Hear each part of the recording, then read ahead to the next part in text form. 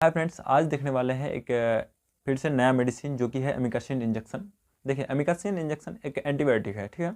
Antibiotic की अगर बात करें, जो बैक्टीरिया के अगेंस्ट में जो जिस मेडिसिन का यूज़ करते हैं, जो कि अगर बैक्टीरिया के जरिए से कोई इन्फेक्शन होती है हमारी बॉडी में, तो उस इन्फेक्शन को जो ठीक करने के लिए जो मेडिसिन का यूज़ करा जाता है, तो उसे एंटीबायोटिक बोला जाता है, ठीक है ना। तो अमीकासिन उसी एंटीबायोटिक्स में आता है जो कि बैक्टीरिया का इन्फेक्शन को ठीक करता है, ठीक है ना। ये मेडिसिन जो है आपको एमाइनोग्लाइकोसाइड का क्लास जो होती है ना, तो उससे बिलोंग करता है, जिसका काम जो है वो बैक्टीरिया को किल करना और उसका जो ग्रोथ होता है उसे रोकना, ठीक है ना। तो उस तरह से बैक्टीरिया का ग्रोथ को रोक करके या फिर उसको किल करके उसके ज़रिए से जो इन्फेक्शन होती है बॉडी में, उस इन्फेक्शन को ठीक किया जाता है एमिकासिन इंजेक्शन से, ठीक है।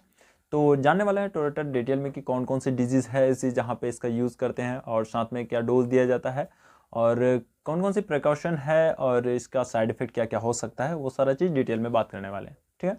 तो आइए सबसे पहले बात कर लेते हैं यूज़ का। तो इस मेडिसिन का यूज़ को अगर देखें ना, तो इसको यूज़ करा जाता है जैसे यूटीआई की कंडीशन में। यूटीआई कंडीशन क्या होता है कि यूरिनरी ट्रैक्ट इन्फेक्शन, यानी कि यूरिनरी सिस्टम जो होती है, जैसे यूरेटर्स हो गया, यूरिनरी ब्लैडर हो गया या फिर यूरेथ्रा हुआ, ठीक है ना।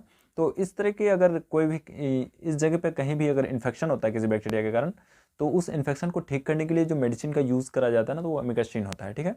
और इसके साथ साथ अलग भी और भी कोई मेडिसिन यूज़ करा जा सकता है, लेकिन आज जो बात करने वाला है एमिकासिन की कहाँ कहाँ यूज़ करा जाता है, ठीक है ना, कौन सी डिजीज़ में इसको दिया जाता है।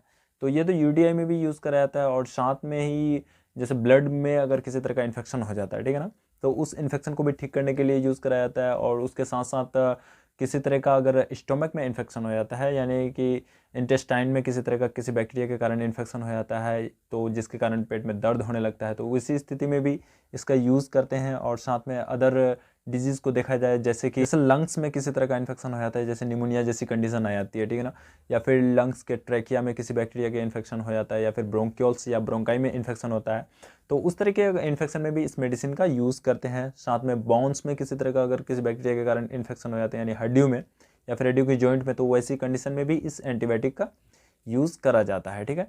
तो इस तरह के और भी कई डिजीज़ हैं जहाँ पे इस मेडिसिन का यूज़ करा जाता है। डॉक्टर अपने एक्सपीरियंस के अनुसार अलग अलग डिजीज़ में इस मेडिसिन को प्रिस्क्राइब करते हैं, ठीक है ना। तो यहाँ पे मैंने कुछ कॉमन डिजीज़ बताया है जहाँ पे इस मेडिसिन का, यानी कि एमिकासिन का यूज़ करा जाता है, ठीक है ना। तो आई होप कि समझ में आ गया होगा कि कहाँ कहाँ पे यूज़ करा जाता है। अब बात कर लेते हैं इसका कि किस किस फॉर्म में इसको, मतलब कौन सी कितनी डोज दिया जाता है इसका। तो देखिए, इस इंजेक्शन की अगर डोज की बात करें हम लोग, देखिए इस इंजेक्शन की अगर डोज की बात करें हम लोग ना, तो ये आपको इंजेक्शन फॉर्म में जो आती है, तो आपको इंट्रामस्कुलर या फिर इंट्रावेनस दिया जा सकता है, यानी कि आईएम और आईवी दोनों दिया जा सकता है। डिपेंड करता है डॉक्टर अपने एक्सपीरियंस के अनुसार कि किस तरह से दिया जाए, ठीक है ना। तो इसका डोज की अगर बात करें ना हम लोग, इसको जो है 15 mg पर केजी पर डोज के हिसाब से यानी कि दिया जाता है। जैसे कि अगर मान लीजिए 15 mg पर केजी बॉडी वेट के अनुसार जो दिया जाता है, तो उसको मतलब 2 से 3 अलग अलग डिवाइडेड डोज में इसको यूज़ करा जाता है, ठीक है ना। यानी 15 mg पर केजी पर डे के हिसाब से, ठीक है ना, अलग अलग डिवाइडेड डोज, यानी सुबह दोपहर शाम कर दिया या फिर सुबह शाम कर दिया, ठीक है ना, यानी दिन में 2 बार या 3 बार, इस तरह से डोज को मतलब अलग अलग टाइम पे डिवाइड करके तभी इसका यूज़ करा जाता है। तो ये तो हो गया डोज। अब देख लेते हैं इसका कुछ साइड इफेक्ट। देखिए, साइड इफेक्ट क्या होता है, जैसे कि स्किन पे रैशेस पड़ना या फिर एलर्जी से शिकायत आना, ये तो कॉमन सी साइड इफेक्ट है। जैसे डेजीनेस वाली कंडीशन आ जाना, या फिर इरेगुलर हार्ट बीट होना, ऑटोटॉक्सिसिटी या फिर नेफ्रोटॉक्सिसिटी, तो इस तरह की कुछ साइड इफेक्ट हैं। ऐसा अगर कुछ भी साइड इफेक्ट देखा जाता है तो अपने डॉक्टर से ज़रूर से कंसल्ट कर लें, ठीक है फ्रेंड्स। तो उसके साथ साथ देख लेते हैं हम लोग प्रिकॉशन, जो कि बहुत ज़रूरी है, बहुत ज़्यादा ज़रूरी है कि इसमें कौन कौन सी बातों पे ध्यान रखना है या फिर कौन कौन सी कंडीशन है जहाँ पे इस मेडिसिन का यूज़ नहीं कर सकते हैं। किसी भी अगर एमाइनोग्लाइकोसाइड का जो मेडिसिन होती है, ठीक है ना, या फिर एंटीबायोटिक जो होती है, तो उससे अगर हाइपर सेंसिटिव वाला कंडीशन अगर आता है, तो उस कंडीशन में इस मेडिसिन को यूज़ नहीं करना चाहिए। उसके साथ साथ रेनाल प्रॉब्लम होता है, यानी कि किडनी में किसी तरह का पहले से प्रॉब्लम है, या फिर लीवर का डिजीज़ कोई पकड़ा हुआ है, ठीक है ना, या फिर हार्ट का कोई प्रॉब्लम है, तो ऐसी स्थिति में इस मेडिसिन को यूज़ नहीं करना चाहिए। अगर ऐसा कोई भी मेडिकल हिस्ट्री रहा होता है, तो अपने डॉक्टर से पहले से एक बार कंसल्ट कर लें कि ऐसा कोई स्थिति है, ठीक है ना। तो हो सकता है कि इस मेडिसिन की जगह कोई मेडिसिन और अलग प्रिस्क्राइब करे।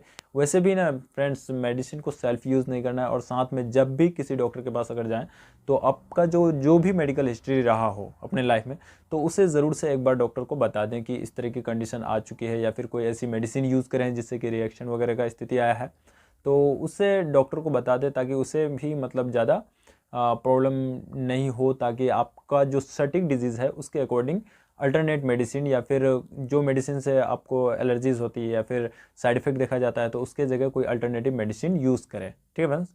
तो आई होप कि सारा चीज़ समझ में आ गया होगा आप लोग को इस वीडियो में। तो आज का वीडियो यहीं तक समाप्त करते हैं, फिर लेके आएंगे जब नया वीडियो कोई नया मेडिसिन के साथ। तब तक के लिए बाय।